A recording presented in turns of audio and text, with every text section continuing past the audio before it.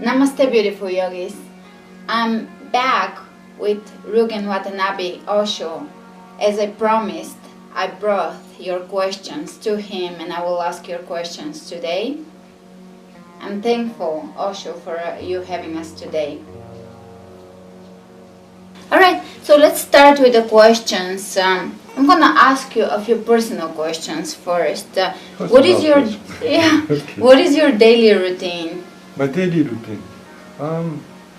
I wake up 4:30 in the morning, and there will be Zazen service from 6:30 a.m. So I'll start sitting Zazen from 6:30 for a whole hour, and some Buddhist sutra chanting, following the Zen meditation. And after morning Buddhist service, I'll teach yoga from 9 o'clock. That's every day. And evenings, some evenings, I'll also sit meditation and some yoga classes. And can you share some of your hobbies, favorite activities? I do my photography. I do my photography, and I play some music. Those are my major hobbies. Or you want to call it hobby, or it's part of my meditation. Yeah. What kind of music do you play? Basically, I play New Age music. That the music that I play in my yoga class, that's my music. You do play music during yoga? I do sometimes play the music. Yeah. And someone asked, is it acceptable to play New Age music during meditation, or is it better to keep it complete silence? Well, during the meditation, it is better complete silence. Yeah. Because your mind will take in to the music, to the sound. And would there be any benefit to doing both types of? Far as say Zazen meditation, it is not really beneficial to listen to something, because your mind is going to go. Yeah. Okay. Your mind wants to go in. Yes. Okay. Yeah. And what kind of instruments do you play? I play synthesizer for my New Age music. Yeah. I play some guitar. Okay. I play some shakuhachi, the Japanese bamboo flute.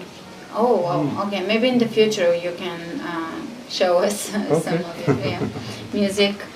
And also in the future, would love if you teach us a meditation class or how to do meditation. Yes.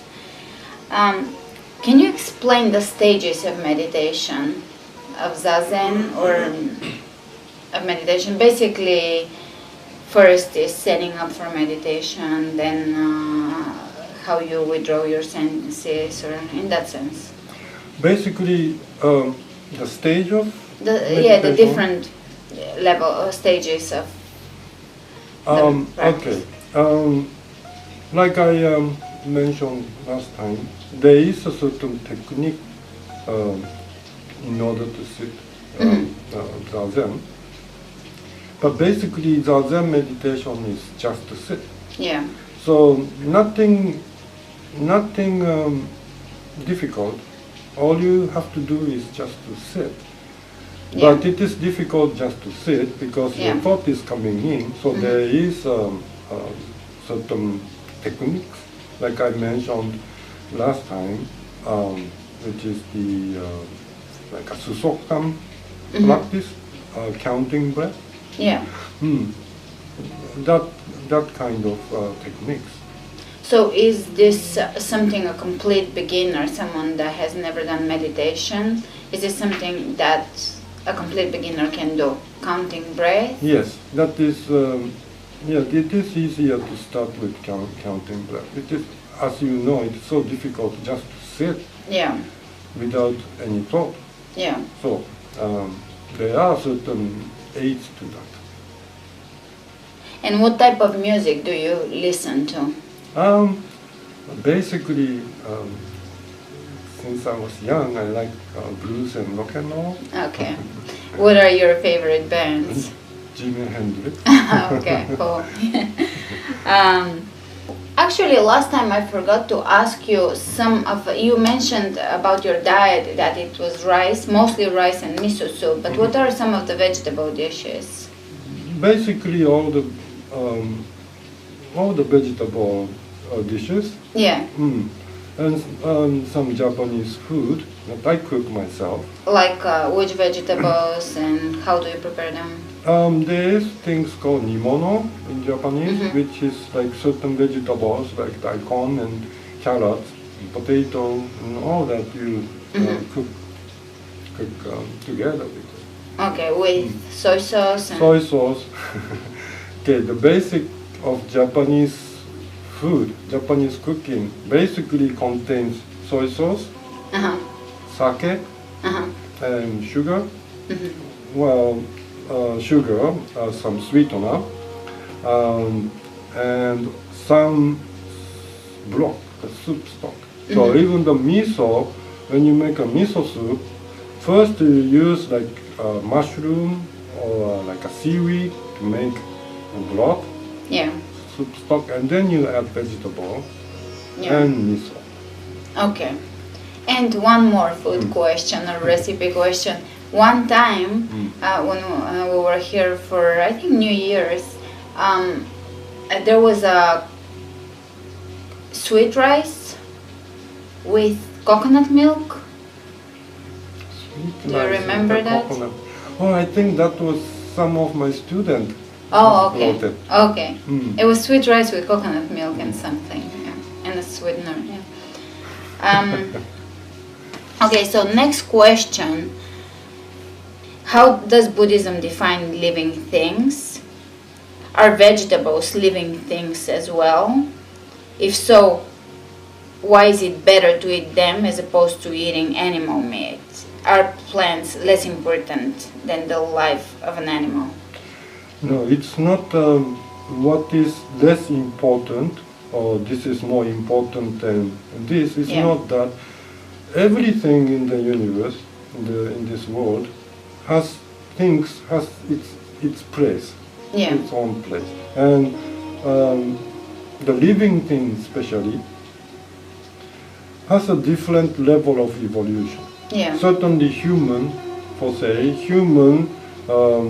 being is one of the most evolved living existence here. So your question is why you can eat vegetable but you cannot eat meat. It is same like violence or killing concern. I get this question all the time. So everything has a different level of evolution. We have to draw a line somewhere. And also human being. The purpose of human being is to attain enlightenment. So we have to eat something. We have to eat something to survive, for survival.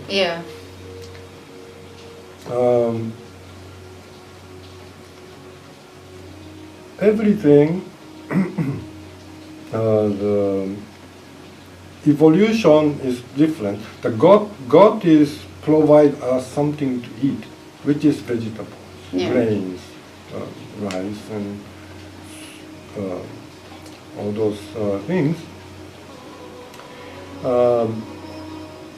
Even Western doctor will tell you stop eating meat when you get sick. Why? There's a reason for that. So meaning, when you are sick, doctor tell you not to eat. Meaning it is not good for you. But vegetables, grains, herbs, they are a medicine for us human beings. It is the things that God provide us to eat. So we don't say vegetable is less important than the animal. but they are different level of evolution. Yeah. And also, animals is a very closer to human. Yeah. The evolution of their consciousness is very high, actually. Yeah. And they're not meant to be killed, and they're not meant to be eaten. Yeah. But for the vegetables, yes, it is meant for us to eat. Okay. And like a fruit also. Yeah. Like ideally, you put your hand, the fruit will fall into your hand. Yeah. So it is universe, the God is telling you to eat. Yeah. Yeah. There's no violence Yeah. concern. Yeah. Also, fruit is very, very appealing to the eyes Yes. and senses. It's very inviting to where animal flesh does not smell good to humans. It smells good to lions. And moving on from vegan questions to ego and desire. So another question from Facebook. I can't pronounce the name, but the question is, if romantic love is an ego-driven desire, is procreation also an ego-driven desire? And is it not as important as society deems it to be? In a way, in the surface way of looking, it is not ego-driven. Actually, it is more like sexual behavior, the romantic behavior. These are more coming from our instinct. Yeah. And instinct, of course, controlling our mind. So it is not really ego-driven. Yeah. It is instinct-driven, the sexual behavior. Now, Buddhism will not deny on romantic or sexual behavior. Buddha came from that as well. Yeah.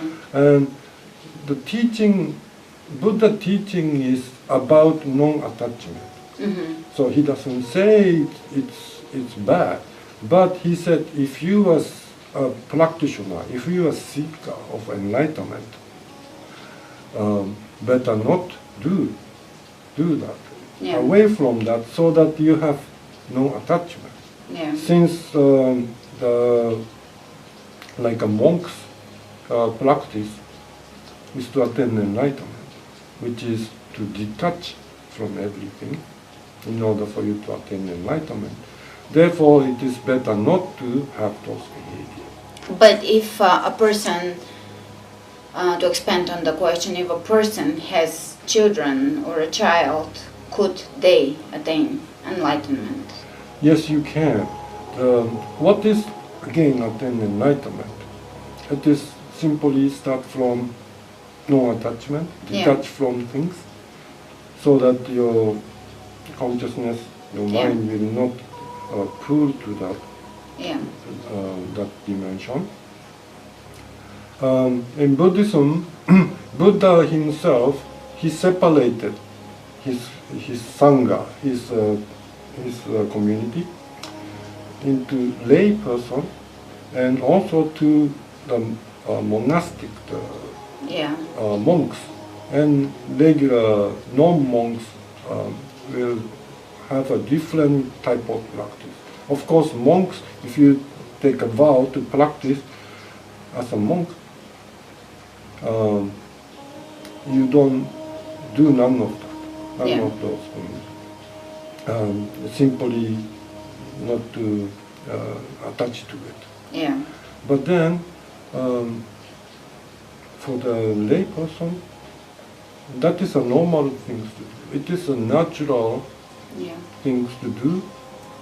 And human being, say man and woman, why together? It's simply learning from each other. Yeah.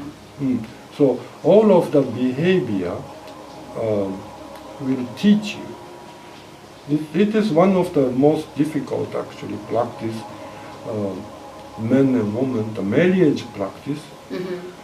It is more difficult, and harder than becoming a monk practice. Yeah. You have to learn from each other. Yeah. And Lila asked, nice interview. The sun metaphor still keeps me thinking. All I could think of during his explanation was that the sun can kill with the heat as well, and that we need proper protection against it. Mother Earth has her spheres around her, etc. It's just a food for thought. I think I understand his metaphor, but I think love can be more complicated than that. Although it actually is our true nature, for we have God within us. What do you think? So the question, I think, is you compared love to the sun giving, but the person, Lila, says, but we also have to protect ourselves from the rays of the sun. So it's more is it more complicated than just I use giving? the metaphor of a sun. It is in general speaking. I'm not talking in detail. Yeah. If you talk about this, the sun can kill. Yes, anything can kill you. Yeah. It is all how you understand and how you take things. So, of course, you expose yourself in the desert, in the sun, with the water. Without water, yeah, it can kill you. Yeah. But that is not a smart behavior. Yeah. It is a very fundamental understanding. Yeah. Also, another thing is, well, the sun is giving, but how much you're taking, it's your choice. Yes, but at the same time, what I'm saying is, because the question was, what is love? Yeah. So, love is just to give, Yeah. not to take. I'm talking about what is love. So, I'm talking from the highest point of view. Yeah. What is love? Love is give, not take. Yeah. That's what I wanted to say. Yeah. Yeah. It's pretty simple, and complicated. And a few more. Lila also is asking about the way people use the word karma. It has been used, I think, more in the media as something like a revenge, or just like karma will get you, or almost like karma has been used in place of revenge. Especially in this country, yes, I do think that people has a wrong understanding towards the karma. Like you just mentioned the word revenge. This is the first time actually I heard the karma is revenge. No, it's not really a revenge. Karma is nothing coming from outside. All the karma is created by yourself. Yeah. By speaking, doing, and thinking. Therefore, I mentioned, if you want to go to heaven, speak good, think good, and behave good. Yeah. And if you want to go to hell, you can speak bad, behave bad, and think bad. Yeah. It will bring you to the hell.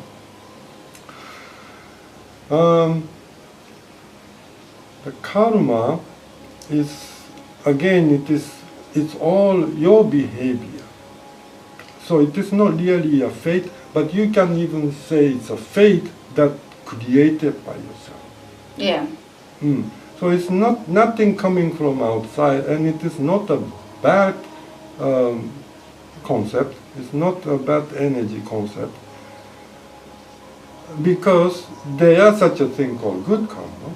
Yeah. If you create good, then it comes to you as a good result. It's like a cause and effect. Yeah. Yes? Does it stop you from attaining enlightenment, good or bad karma? Okay, then here we have to think what is good and what is bad.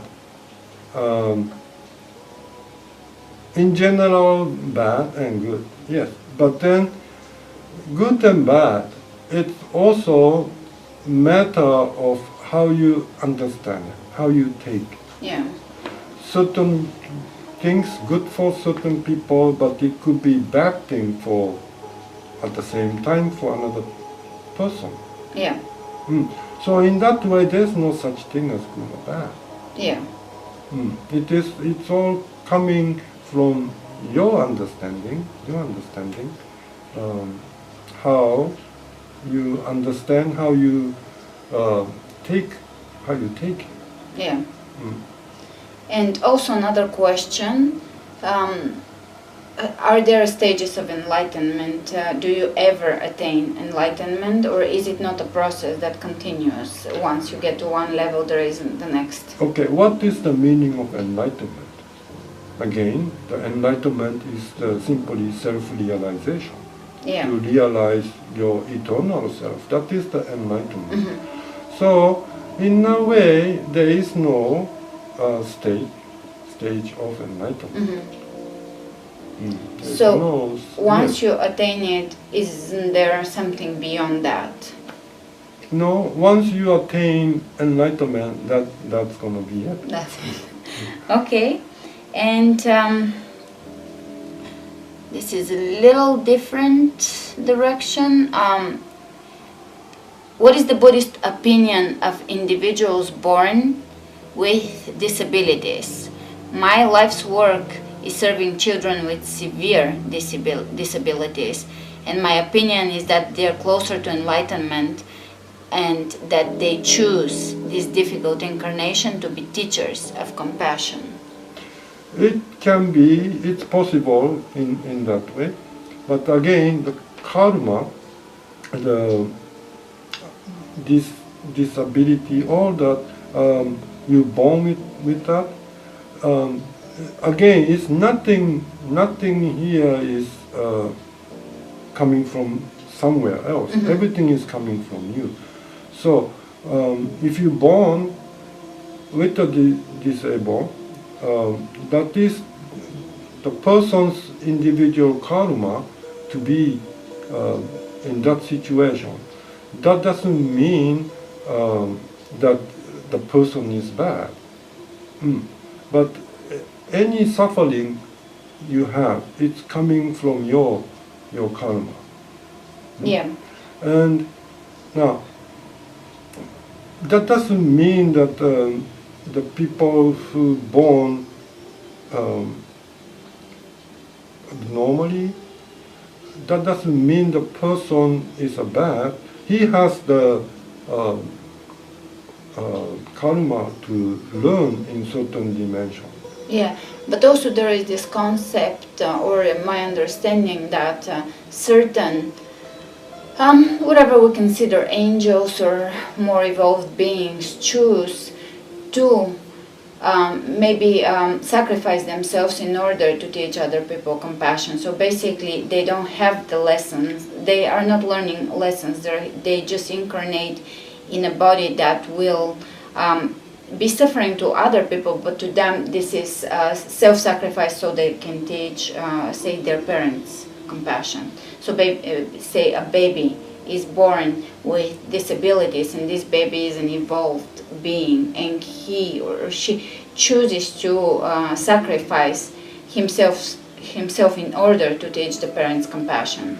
I don't think it is consciously done that way, the individual. But for example, if you are, say, you have a bodhisattva consciousness, yeah, and you die and you reincarnate next life, and with that bodhisattva consciousness, and if it is appropriate for the parent or somebody to learn from disabled child, then in that way, then the child might choose that type of karma in the situation to born and to help others. Okay. Then, Yeah. okay. There are many people believe this, like cats. Some people told me they are a teacher. They come to teach us something. Yeah. In a way, it is true. Yeah. But again, it's not really, cat has a consciousness to teach the person. Say, I'm going to teach this person this life. No, but as an existence, they function that way. Okay. So even by your question, certain child, Yeah. not coming from his intention, but the existence itself is the helper. But it's not really consciously being that way. Okay. So there is a very fine understanding there. If you attain the Buddhahood, enlightenment, this existence can come to help people as disabled. But most of the time, it is simply it's a karma. Okay. To be in that situation. Okay. Since the suffering, the karma also is equal suffering. Suffering equal karma. So anybody you suffer from certain things, that is your karma. Okay. But if you don't suffer from it, you don't have to call that is karma. So in the Buddhist perspective, we do not, in between lives, when we're about to be incarnated again into the next life, we do not choose the setting or the parents or the karmic lessons that will best benefit us. Do we choose them or we don't in the Buddhist perspective? We don't choose. Again, if you are enlightened, consciously, very enlightened being, then he will choose. Okay. Yeah. Yes, but most of people are not enlightened. Yeah. So reincarnating in according to the karma. Okay. Okay. And what is a bodhisattva? Bodhisattva is okay. In Buddhism, bodhisattva is one below Buddha. But that doesn't mean it's below Buddha. It's already attained enlightened. Bodhisattva understanding is once you attain Buddha, then you don't need to reincarnate anymore. Okay. So you are qualified not to come back to the material realms. The Bodhisattva has already attained enlightenment. He don't have to come back to this earth. He can enjoy his Buddha. Yeah. Existence, but because from the compassion and mercy and compassion towards every sentient being, the bodhisattva comes back as a bodhisattva to help others. So can a disabled child be a bodhisattva? Yes, could be a bodhisattva. Okay. Yes, but again, it's consciously done or not consciously done. That also makes difference. Yeah, so it's different. And okay, so those are the. I will wrap up with those questions and ask you a few more personal questions. Personal questions. Yeah. So how did you? Can you tell us how you actually came to America, or your personal path to your personal path? How did you get on a spiritual journey or path? Come to America? Yeah. Basically, yes. Especially that time, I was my 20, very early 20. I had full of bodhisattva consciousness. I wanted to help others, and what have presented me is through Buddhism, through Oriental teaching, try to help people through that. And that was my understanding, that was my consciousness, bring me to America. To bring the To teachings, teaching yes. from the And how Orient. did you, were you born into... Well, most of people in Japan, as you're born as a Japanese, you automatically Buddhist. Yeah. or Shinto. Did you grow up being a spiritual child? Well, I was growing up just regular kid.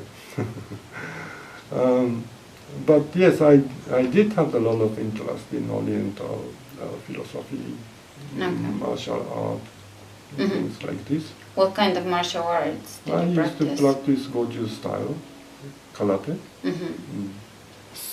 So can you tell us a little more about you coming to America and how your path unfolded here? I came here 1979. Okay. 79, so a little over 30 years in this country.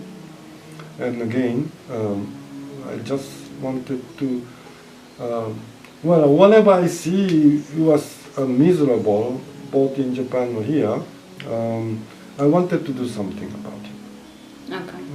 And the answer I found is through meditation, through religious, spiritual practice, teachings will help others. Okay. And since what is the meaning of helping others?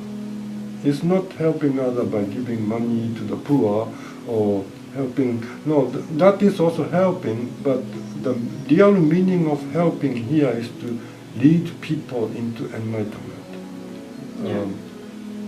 Show people that you are the eternal self.